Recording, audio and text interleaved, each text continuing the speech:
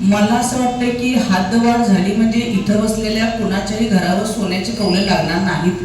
तर सांगायचं एवढंच आहे की नारळ कधी आधी फुटत नाही, नारळ नंतर फुटते. माझा आता 100 दिवसाचा आराखडा रेडी आहे. मी एकही दिवस सुट्टी घेणार नाही आहे. खरं तर मला खरंच मनापासून असं वाटतंय, मंजिल मिले ना मिले ये तो मुकद्दर की बात है, पर हम कोशिश भी ना करे ये तो गलत बात है. मी तर सांगेन की पुतळा वगैरे बांधणार तुम्ही नाही, पण एक वही देऊ इच्छिते की तुमच्या मनात माझा जो पुतळा उभा राहील ना तो कधीही मी ऐकू शकतो. माझी धारणा अशी आहे की ज्याला काम करायचं ना त्याला 1 महिना पण पुरा आहे. त्याला 12 महिने पाहिजेत किंवा वर्ष पाहिजे असं पण काय नाही. जिथे जिथे असेल प्रश्न गंभीर तिथे तिथे मात्र रुपाल आणि निकम असणार आहेत खंबीर. गेली अनेक वर्ष कृती समजती झगडताना मी बघितलेली आहे. मला असं वाटतं की हद्दवाढ झाली म्हणजे इथं बसलेल्या कुणाच्याही घरावर सोन्याची कौलं लागणार नाहीत. तर हा केवळ आणि केवळ प्रयास आहे, प्रयत्न आहे, तळमळ आहे ती केवळ कोल्हापूर शहराचा विकास. रुपाल आणि निकम हे नाव पण असंच आहे की केवळ कोल्हापूर शहराचा विकास हा अजेंडा घेऊनच आजच नव्हे तर इथून पाठीमागे आम्ही उतरलेलो आहे. सगळ्या प्रश्नांची जाणीव, सगळ्याचा अभ्यास, सगळ्याचा लेखाजोखा मी अगोदरच घेतलेला आहे. तुम्ही जर माझा महापौर झाल्यानंतरचे दिवस पाहिले असतील तर मी अजिबात सत्कार समारंभ घेतलेले नाही. Because I have less time आणि within that time I have tremendous work. आणि त्यामुळे मी काय केले तर संध्याकाळी सत्कार वगैरे घेते आणि महापालिकेमध्ये सकाळी 11 पासून 1:30 वाजेपर्यंत असते. आता हे सांगायचं कशासाठी आहे, मला असं वाटतं की सगळ्यांची तळमळ काय आहे ती मला माहिती आहे, कारण I am also part of this committee. आणि त्यामुळं मला असं वाटतं बोलावं कमी, करावं ज्यादा. माझ्या कामाची पद्धत अशी आहे, मी कुठल्याच माझ्या भागामध्ये मी 32 कोटीचं काम केले, जे की एका नगरसेवकाला फार तर पराने. आता साहेब सगळे नगरसेवकीचेच लोक आहेत, नगरसेवक पद उपभोगले, त्यांना माहिती आहे की किती फंड मिळतो. But I done 32 CR work. तर सांगायचं एवढंच आहे की नारळ कधी आधी फुटत नाही, नारळ नंतर फुटते. त्याच अनुषंगाने कृती समितीला खरं तर आज बघितलं तर अतिशय महत्वाचा, अतिशय गरजेचं ही आपली हद्दवाढ आहे. खूप नेत्यांनी सुद्धा, मी सुद्धा त्याचा एक भाग आहे आणि मी सुद्धा समोर पाहिलेलं आहे. खूप लोकांनी बहुतेक दादा विसरले की पुढारीकर साहेबांच्या वाढदिवसा दिवशी सुद्धा आदरणीय देवेंद्रजी यांनी सुद्धा हा शब्द दिला होता की नीड आहे आणि हद्दवाढ होईल म्हणून. आता खरं तर तुम्हाला पडलेलाच प्रश्न मला खूप वेळा पडतोय. घरातला वडीलधारी म्हणतो की हद्दवाढ व्हायला पाहिजे, घरातली लोक म्हणतात हद्दवाढ व्हायला पाहिजे, अख्खं गाव म्हणते हद्दवाढ व्हायला पाहिजे, आणि मग का होत नाही. अतिशय गुपित आणि महत्वाचा विषय आहे. बघा, लक्षात घ्या, माझीच अशी स्वतःची धारणा आहे की मी कोल्हापूर शहर इतकं सुंदर, स्वच्छ आणि इतक्या चांगल्या पद्धतीनं, माझा आता 100 दिवसाचा आराखडा रेडी आहे. मी एकही दिवस सुट्टी घेणार नाही आहे. आणि त्या अनुषंगाने कोल्हापूर शहर आपण इतकं सुंदर करूया की खेडेगाव सुद्धा आपण म्हणणार आहे की ना आम्हाला का तुम्ही त्यात घेत नाही. हा पहिला प्रयत्न असेल.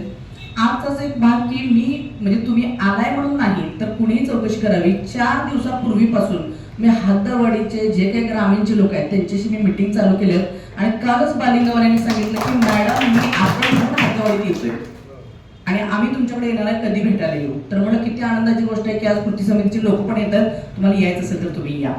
खरं तर मला खरंच मनापासून असं वाटतंय, मंजिल मिले ना मिले ये तो मुकद्दर की बात है, पर हम कोशिश भी ना करे ये तो गलत बात है. आणि ही कोशिश, असा प्रयत्न माझा 100% असणार आहे की शेवटी एवढीच माहिती देईल की खरं तर मला तुमची सगळ्यांची थोडी मदत हवी. मदत काय हवे, मी मगापासून 2 वेळा उल्लेख केला की I am here from 11:30 to 1:30. हा कशासाठी केलाय तर मला आता काय पाहिजे. मला असं वाटतं खूप बोलणं झालंय, खूप चर्चा झाली. आता खरं तर मी हाच म्हणणार होतो की तुम्ही पुन्हा ठराव देता म्हणजे काय आमच्या शब्दाला व्हॅल्यू नाही का. पुन्हा पुन्हा का ठराव द्यायचा. मी एकदा एखादी गोष्ट बोललोय तर बोललोय, आम्हाला पाहिजे नाही तर विषय संपला.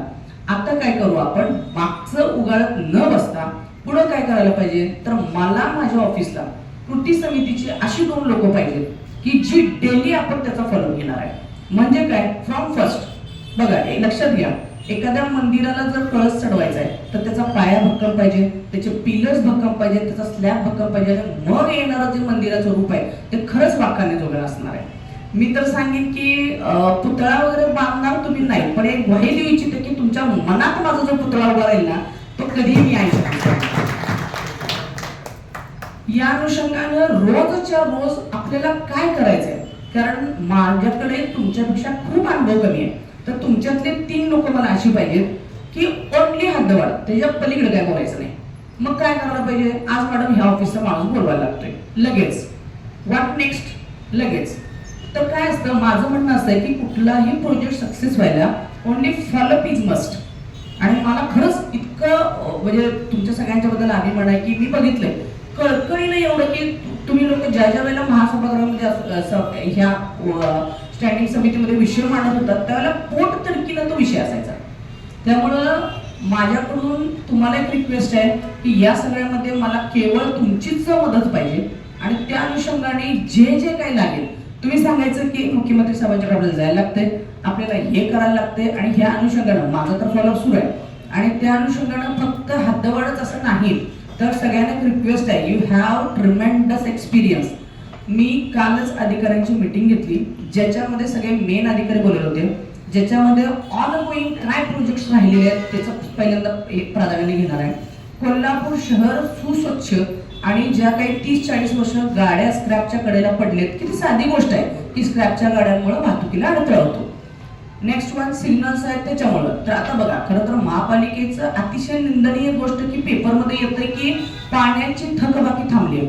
आज छत्रपती शाहू महाराजांच्या या नगरीमध्ये अशा पद्धतीची अतिशय निंदनीय गोष्ट. आणि म्हणून मी काय केले ते how will increase our income source. कारण हे बघा, खिशात पैसे नाहीत आणि मला शॉपिंग करायचं आहे, कधीच होणार नाही.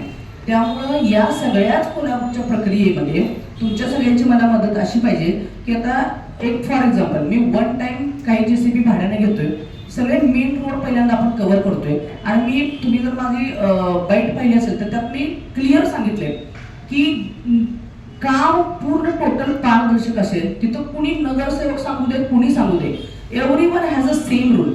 आता समजा अतिक्रमण काढायचं तर काय होतं की अधिकाऱ्यांना एक त्रास होतो आणि काही लोक हे घेऊन जातात. नाही, जर समजा 10 फुटाचा रस्ता आहे तिथं तर 10 फुटाच्या रस्त्यासाठी काय करावं लागेल ते निघणार. अशा पद्धतीनं तुमच्या थोड्या मला आयडियाज द्या, कारण Gen Zs has a new ideas, जे न्यू जनरेशन आहे जेनजीज, त्या लोकांकडे पण काय काय आयडियाज असतात. तर तुम्ही लोकांनी आम्हाला काही आयडिया द्या की जेणेकरून आपला जो कालखंड आहे तो 12 महिन्यामध्ये असू दे किंवा वर्षाचा असू दे. खरं तर आनंदाची गोष्ट अशी झाली की माझी धारणा अशी आहे की ज्याला काम करायचं ना त्याला 1 महिना पण पुरा आहे.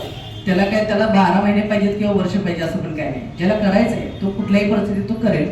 या सगळ्याचं गमक, या सगळ्याचं गांभीर्य मला टोटल आहे आणि मी स्वतः त्याच्यामध्ये इन्क्लूड असल्यामुळं हा माझाही जिव्हाळ्याचा प्रश्न आहे. या सगळ्यामध्ये रोज न चुकता मला फॉलोअप घेणारी टीम एक द्या, त्या अनुषंगाने आपण पुढे जाऊया.